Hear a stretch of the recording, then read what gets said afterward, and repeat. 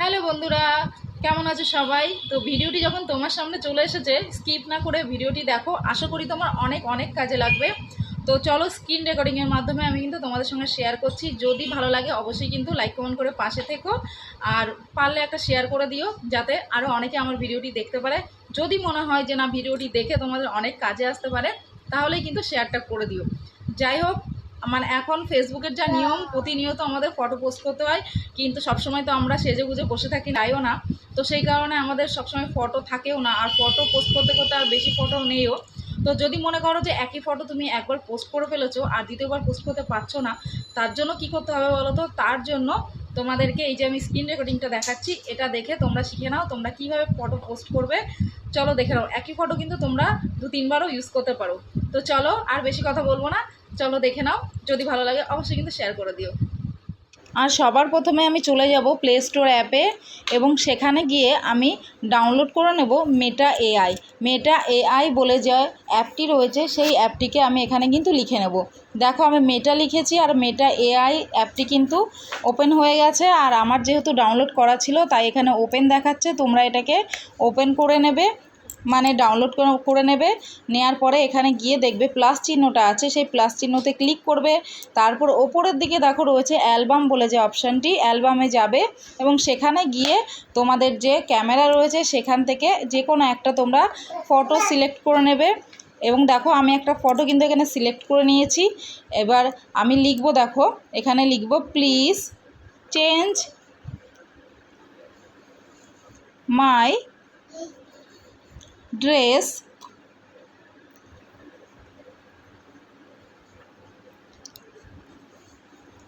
Pink colour.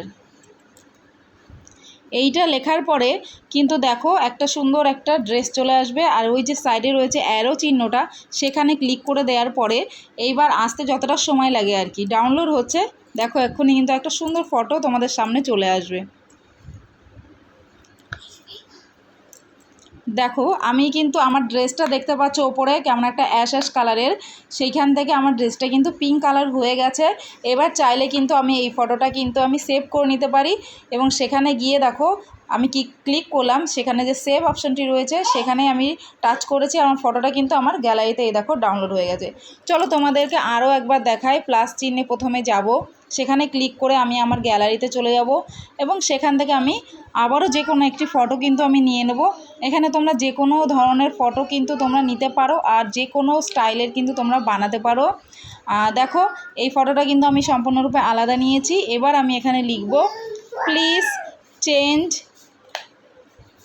My dress red top.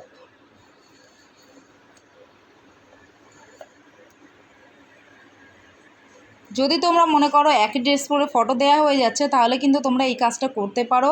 আর আমি এখানে লিখে দিয়ে অ্যারো চিহ্নতে ক্লিক করেছি, এবং দেখো ডাউনলোড হচ্ছে, খুব শীঘ্রই কিন্তু চলে আসবে। আর আরও একটা ফটো,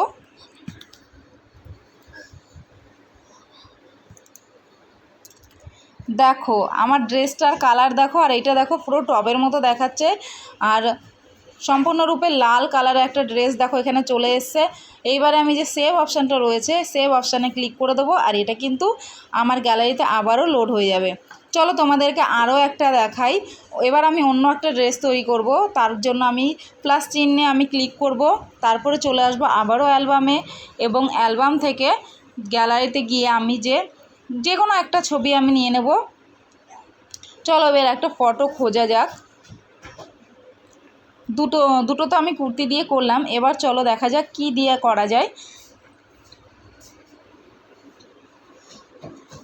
স্ক্রল ডাউন করে আমি নিচে চলে এসেছি, এবং এখানে দেখো আমি ইয়েলো শাড়ি পরে অনেকগুলো আমার ছবি রয়েছে, সেখান থেকে আমি একটা ফটো সিলেক্ট করে নিয়েছি। এবং এবার আমি লিখব, দেখো প্লিজ চেঞ্জ মাই শাড়ি